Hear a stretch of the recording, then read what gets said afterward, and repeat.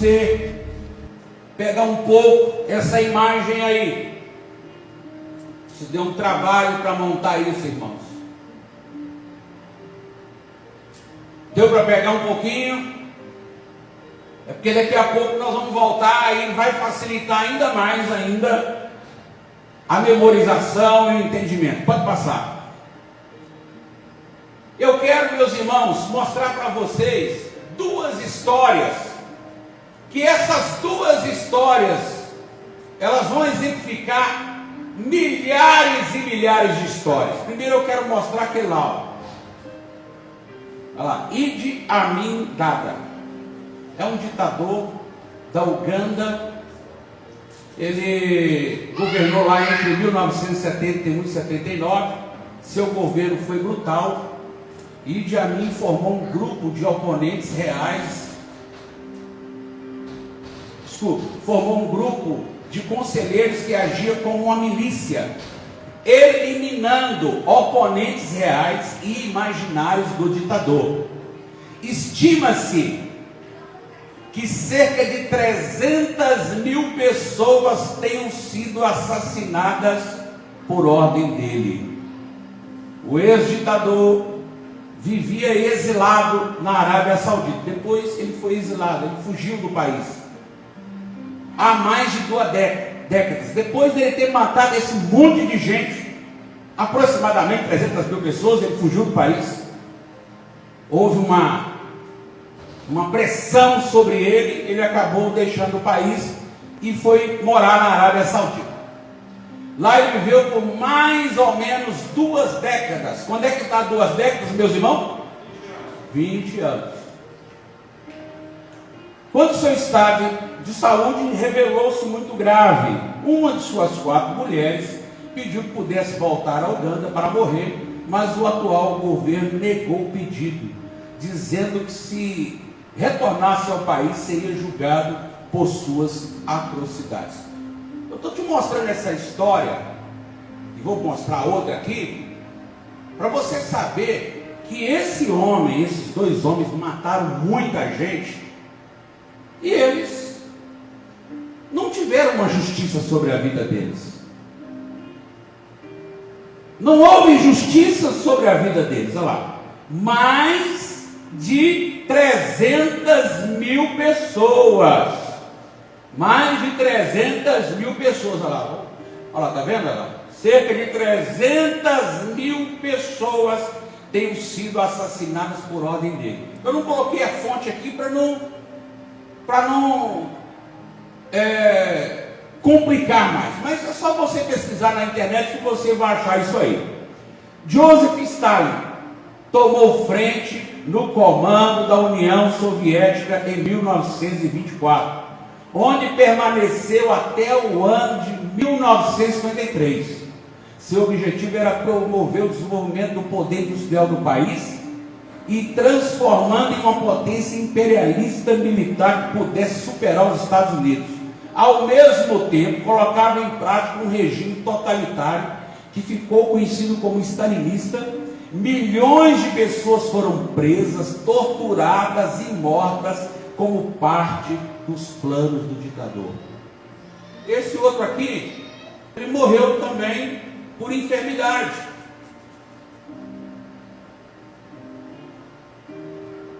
Se você buscar a história desses dois, a quantidade de maldade que eles fizeram e a forma como eles morreram, significa que eles não pagaram pelos seus crimes. Eles escaparam da justiça aqui na terra. E aqui na terra, milhares e milhares e milhares de pessoas escapam da justiça terrena. Milhares e milhares de pessoas. Não é só esses dois não, é só você começar a buscar a história de pessoas. Muitas pessoas. Daí, eu sempre tenho feito essa pergunta, pode passar.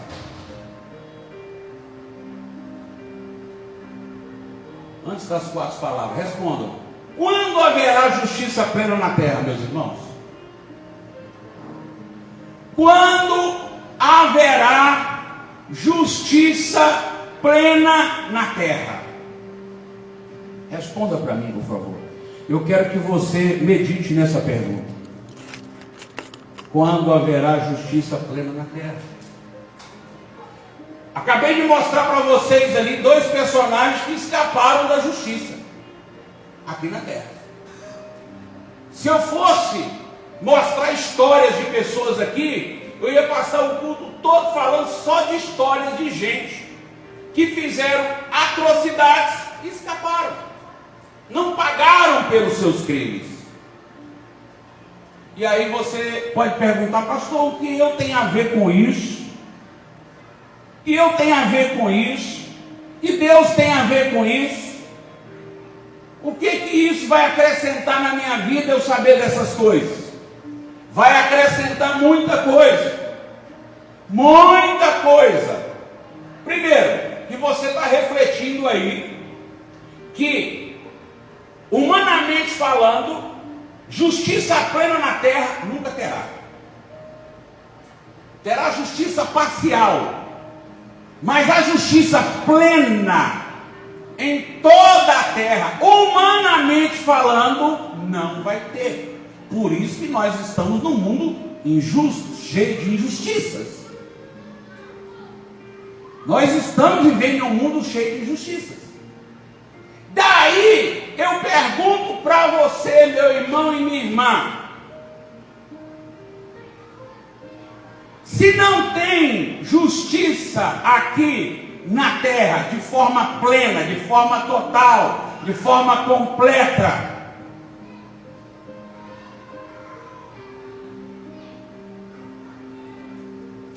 quando veremos então a justiça? Aí entra para vocês a Bíblia Sagrada.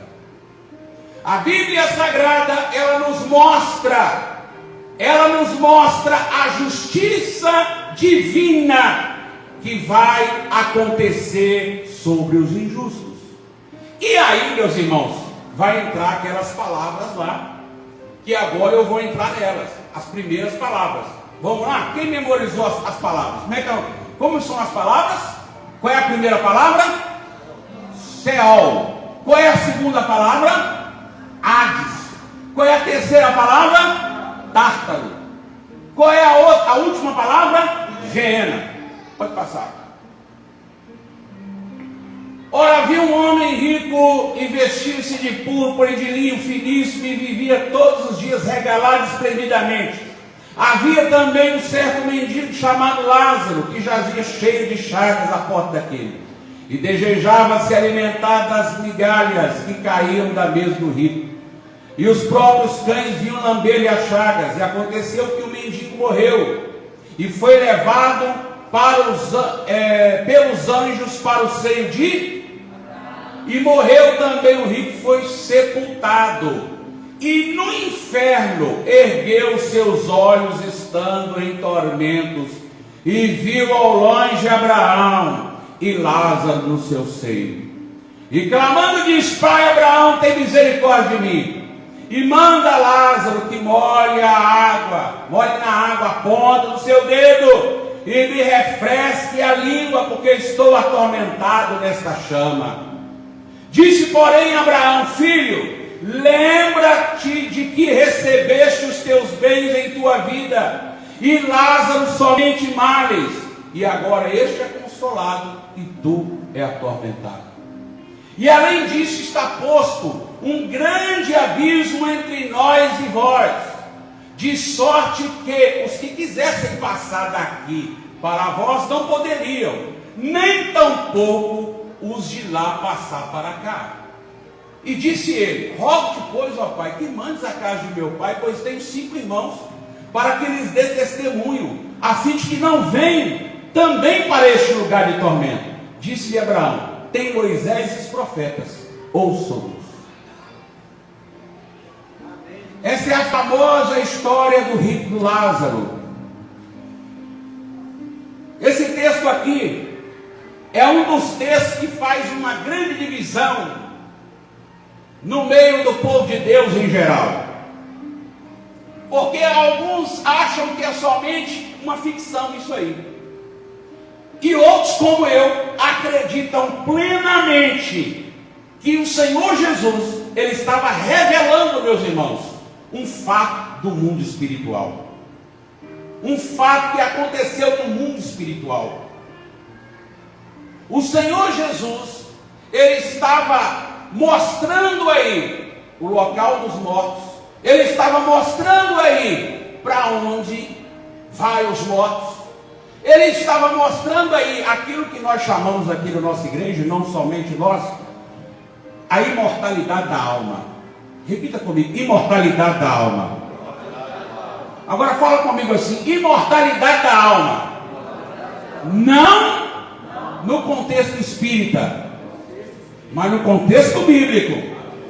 Mas qual que é a diferença, pastor? A diferença é que no contexto espírita a pessoa morre, a alma vaga. E no contexto bíblico a pessoa morre, ou ele vai para o céu, vou falar dessa maneira, daqui a pouco você vai entender, ou ele vai para o inferno.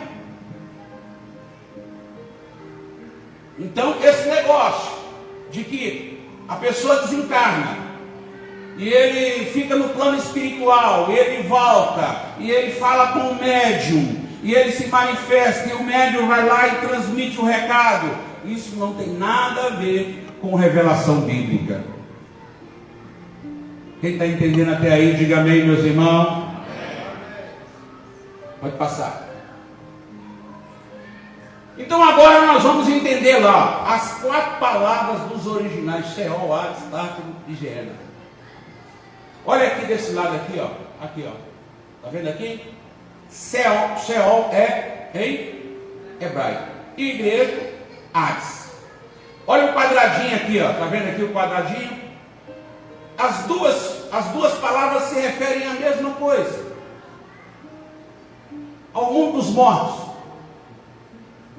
Como o Antigo Testamento era em hebraico, Sheol. Como o Novo em grego, Hades. Eu não vou entrar na etimologia da palavra. Depois vocês podem entrar na etimologia. O que é isso? É saber de onde surgiu essas palavras. Porque se eu entrar, eu pensei assim, eu vou complicar muito se eu ficar entrando na etimologia de todas essas palavras. Porque isso aqui cabe na realidade no estudo. E eu estou aqui pregando para você. Mas olha aqui o quadradinho. Olha lá, ó. Aqui, meus irmãos, antes de Jesus vir, sabe o que acontecia? Tanto os justos como os ímpios vinham para cá, ó. Tá vendo? Era separado por um abismo, olha lá o abismo, e desse lado aqui o seio de Abraão, e do outro lado o lugar de tormentos. Antes de Jesus, fala assim, antes de Jesus, aqueles que morriam, tanto salvos como os ímpios, iam para o Hades. Porém, os salvos vinham para o seio de Abraão. Os perdidos vinham para onde? Lugar de tormento, que é traduzido na Bíblia como inferno. Tinha um abismo, não podia passar nem para cá e nem para lá. É o que Jesus fala lá na história do rico do Lázaro. Então, essas duas palavras aqui, ó, significam a mesma coisa. Agora, abaixo, meus irmãos, desse lugar aqui, ó, tem um lugar chamado, como é que é o nome do lugar? Tártaro. É o lugar mais profundo do mundo espiritual. Quem se lembra que havia um endemoniado, e aquele endemoniado, Jesus encontrou com ele, e o endemoniado, o demônio que estava no corpo daquela pessoa, disse: rogo-te, não me atormentes antes do tempo. Vieste atormentar antes do tempo? Rogo-te, não me lances aonde, irmão? O que o diabo pediu? Não me lances aonde? No abismo. Aqui, ó. Agora, nesse lugar aqui, meus irmãos, que está lá para baixo, esse lugar aqui, tem demônios que estão presos lá dentro desse lugar. Esse lugar, ele está abaixo aqui, ó. Tem demônios presos. Lugar da habitação de demônios que tiveram relações sexuais. Lá no livro de Gênesis, lá diz que os filhos de Deus viram que as filhas dos homens eram formosas e tiveram contato com elas e por isso nasceram gigantes. Esses anjos que deixaram a habitação, eles vieram para cá. Mas como é que você sabe disso? No livro de Judas, depois vocês leiam o livro de Judas. Não Judas do Iscariote, é outro Judas. Depois vocês leiam o livro de Judas, lá no capítulo 1, nos primeiros versículos.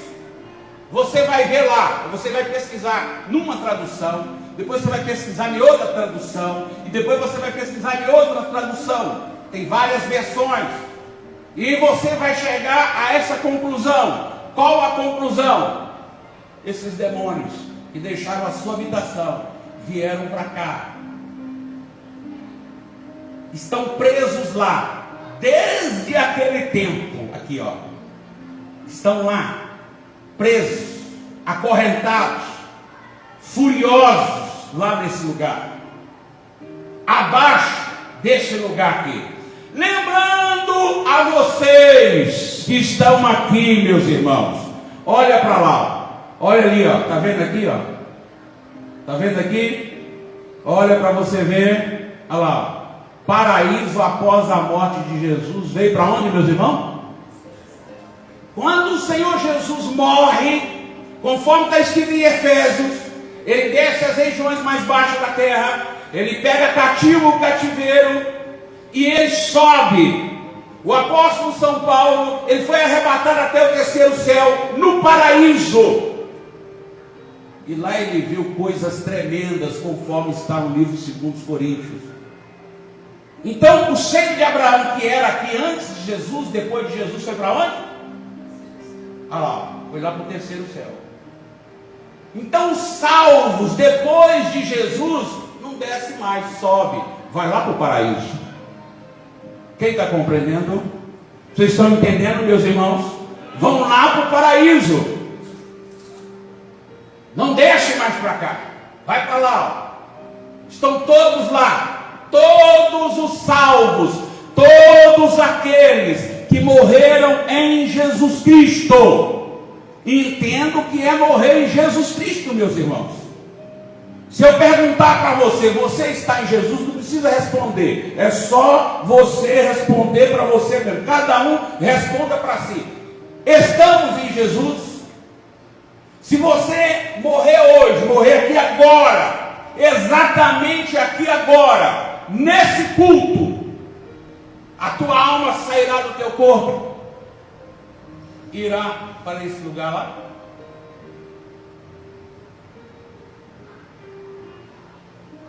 Se você morrer agora, pastor, se eu morrer agora, eu vou pedir perdão a Deus, eu vou me arrepender dos meus pecados, eu vou confessar, eu vou me humilhar e eu vou para lá. Pois é, mas agora que você está sendo despertado, e se você não tivesse sendo despertado para esse fato aqui, estivesse levando a sua vida normalmente, e de repente você morresse, assim ó, rapidamente, não tivesse tempo, não tivesse como ir para o hospital, não tivesse como falar, não tivesse como conversar com Deus, como acontece em muitas mortes. Meus irmãos, o que eu tenho mais visto é gente morrendo, irmãos. Mais visto é gente morrendo. Hoje mesmo, compartilharam aqui que um menino de 16 anos mataram ele aqui na cidade. Será que aquele menino, antes da morte, será que ele teve o tempo para se arrepender? Será que ele teve? Será que ele teve o tempo para falar com Deus? Será que ele teve tempo para consertar a sua vida com Deus? Será? Meus irmãos, esse negócio de arrependimento da última hora é muito perigoso. É muito perigoso.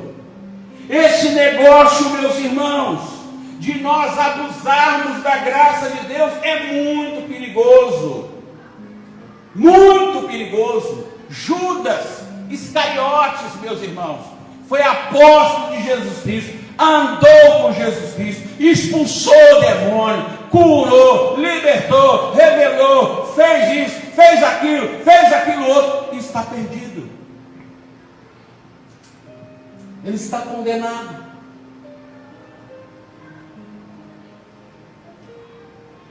Então é muito perigoso esse negócio de deixarmos para o último momento. É muito perigoso nós tratarmos a vida espiritual de forma relaxada, uma vez que quem morreu na cruz foi Jesus Cristo, o Filho de Deus. Para Deus resolver o problema do pecado, Jesus Cristo teve que morrer. Quem consegue entender isso? Repita comigo. O problema do pecado, fala, o problema do pecado é tão grave, é tão grande, que Deus teve que dar o único filho dele para morrer por nós. Então vamos raciocinar. Se o negócio é tão grave, tão grande, que Deus teve que dar o filho dele para morrer, como que eu vou tratar a salvação de forma relapsa? Como é que eu vou tratar a salvação assim, de qualquer jeito, de qualquer maneira? Como que eu vou andar nessa terra de qualquer jeito, de qualquer maneira? Sendo que podemos morrer a qualquer hora, a qualquer momento. Exatamente agora, quando são 8h35, há almas no inferno, ou no Hades, ou no céu. Exatamente agora. Exatamente agora. Isso não é brincadeira. Isso é algo sério. Existem almas que estão lá. Nós, irmãos, recebemos a maior bênção da nossa vida. Você sabe o que acontece? Que nós somos frios na fé, porque nós não valorizamos aquilo que Jesus fez na cruz do Calvário. Nós ainda não entendemos o que é o Evangelho de fato. O Evangelho de fato é o poder de Deus para a salvação de todo aquele que crê, irmãos.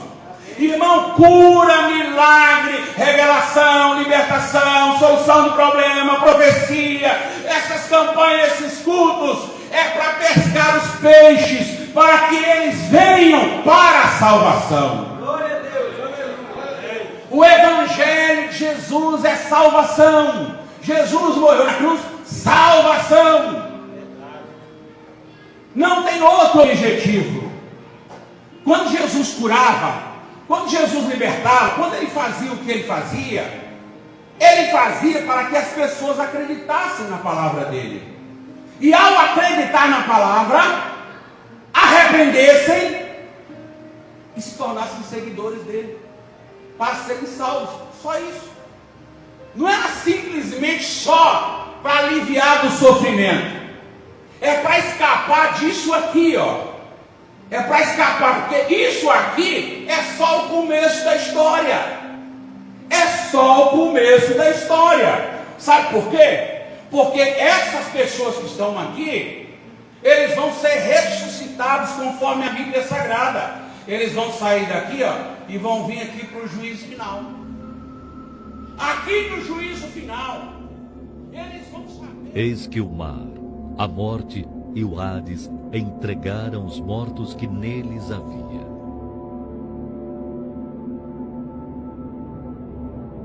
E no grande trono branco estava assentado sobre ele aquele que a terra e o céu fugiram da sua presença. Vi também os mortos, grandes e pequenos, em pé diante do trono.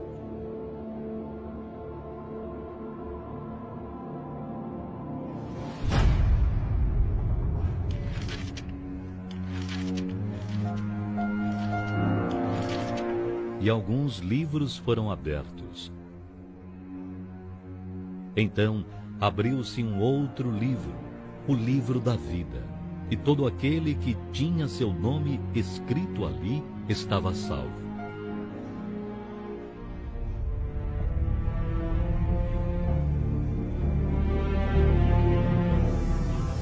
E todo aquele que não foi achado inscrito no livro da vida foi condenado. Porém, antes da condenação, cada um foi julgado, segundo as suas obras. De egoísmo. Você acha mesmo que eu ia doar as minhas roupas para aquele hospital? Meu, gente, elas foram caras. Avareza. Eu nasci para ser perfeito. E me desculpem os que não têm essa capacidade, mas o mundo é assim. Infidelidade. Ele me perguntou se havia um lugar onde ele pudesse me beijar sem que ninguém visse a gente, porque era casado. Orgulho. Você tem certas atitudes que eu simplesmente não consigo entender. Nem eu, nem ninguém. Sabe o que eu acho? Que você está exagerando. E os mortos foram julgados pelas observações que estavam registradas nos livros e lançados no lago de fogo.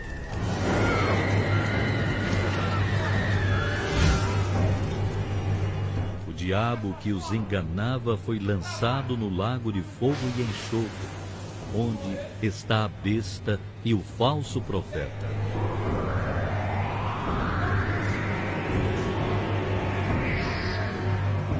E a morte e o inferno também foram lançados. Quanto aos covardes, os incrédulos, os depravados, os assassinos, os que praticam imoralidade sexual, os bruxos e ocultistas, os idólatras e todos os mentirosos, a parte que lhes caberá será no lago de fogo, que arde perpetuamente em meio ao enxofre.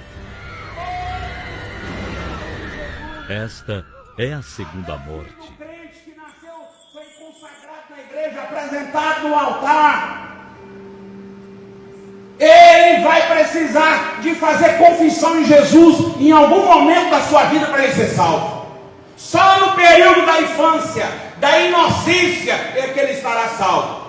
Começou a conhecer o mundo, precisa fazer confissão de fé em Jesus para ser salvo. Porque caso não fizer isso e morrer, vem para cá. Está cheio de filho, de crente, de obreiro, de pastor, de missionário, está morrendo indo para o inferno. O que nos garante, meus irmãos, o que nos garante a salvação é a nossa vida com Jesus. E não porque eu sou filho de Abraão, como está escrito. Jesus Cristo diz para os judeus: não falo que vocês são filhos de Abraão, porque Deus pode suscitar até dessas pedras aqui, filho de Abraão. Agora está posto o machado da raiz da árvore. A árvore que não der no fruto, corta e lança no fogo. A salvação, meus irmãos, é um ato individual entre o ser humano e Deus. Nós podemos cooperar, nós podemos ajudar, nós podemos auxiliar. Mas sabe que a senhora não quer ser salvo? Quem mais vai poder salvar? Quem está querendo, diga amém, meus irmãos. Vocês estão muito caladinhos. Dá glória a Deus aí, irmão. Bate palma para Jesus, velho. Está vendo? Quando trata de salvação, vida eterna, condenação, as pessoas ficam reflexivas. Mas se fosse uma pregação de vitória, estava todo mundo dando glória a palma. Mas é muito bom você ficar com a pulga atrás da orelha, ficar reflexivo, porque isso aqui é sério. E agora, volta para mim, Tiago, fazendo um favor. Vai. Aí. Eu quero melhorar o seu raciocínio. Se o inferno não existe, Que dia que esses homens vão pagar? Se o inferno existe, não vão pagar nunca! Nunca! Mas, como o inferno já existe, eles já estão pagando. Eles, Hitler, Mao Tse Tung e tantos outros perversos que andaram na terra. Tantos outros perversos que têm andado na terra, meus irmãos. Nós temos um caso aqui, polêmico e complexo aqui no Brasil, que é Suzane von Richthofen. Até nos dias aí de benefícios que a justiça dá, eles tiveram saidinha. E ela contribuiu para a morte do pai e da mãe. Ela abriu a casa para que eles entrassem lá. O namorado mais o irmão e matasse dormindo o pai e a mãe. Ela está cheia de benefícios aí, regalias.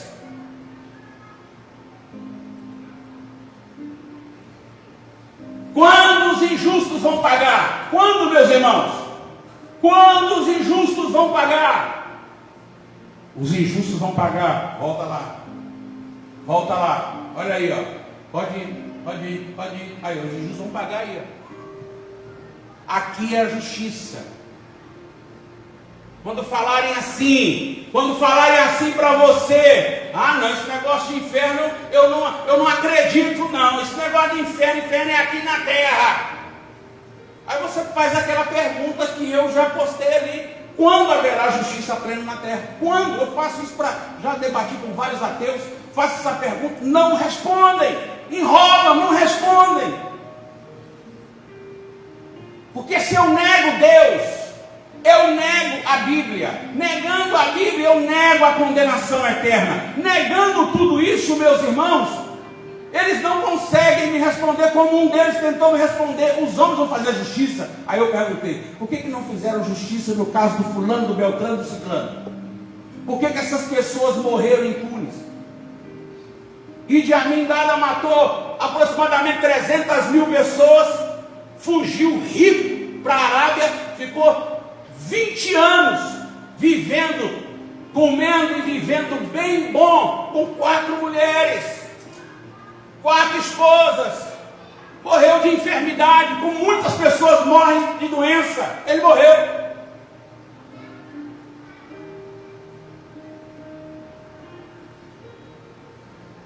E não pagou pelos seus crimes. Aonde ele vai pagar pelos crimes? Não se arrependeu. Meus irmãos, aqui está a justiça. A parte aqui, eles estão lá em espírito. Vão ressuscitar. Fala assim comigo: ressuscitar, é tornar a viver em um corpo físico. Agora, você, meu irmão, você, minha irmã, você que o diabo tem atacado você que tem enfrentado problemas, você tem enfrentado lutas, dificuldades, mas você continua firme em Jesus, você continua lutando. De vez em quando o diabo dá uma pancada em você, você se arrepende e continua. Você ao morrer, tu vai vir para cá, já não é mais aqui não, viu? Agora você vem para cá. Daqui, aqui ó, você vai ser ressuscitado e transformado em um corpo glorificado.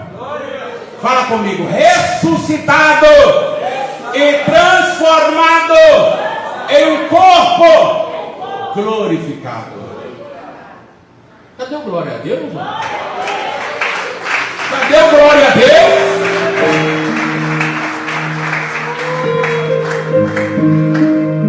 Agora, o que o inimigo quer com você? O inimigo quer esfriar você. O inimigo não quer que você tenha uma vida consagrada. O inimigo quer que você ache que igreja é algo monótono, algo chato. O inimigo não quer que você ore. O inimigo não quer que você jejue. O inimigo não quer que você estude a palavra de Deus. O inimigo não quer que você seja uma pessoa consagrada a Deus. O O inimigo, ele quer que você leve a sua vida espiritual de forma relaxada, para ele te dar uma pancada e você abater na fé, decepcionar com Deus, na sua mente, porque Deus não decepciona ninguém, mas na sua mente decepcionar com Deus e se afastar de Deus e depois morrer e descer para esse lugar. É isso que o inimigo quer. Meus irmãos, nós estamos em guerra.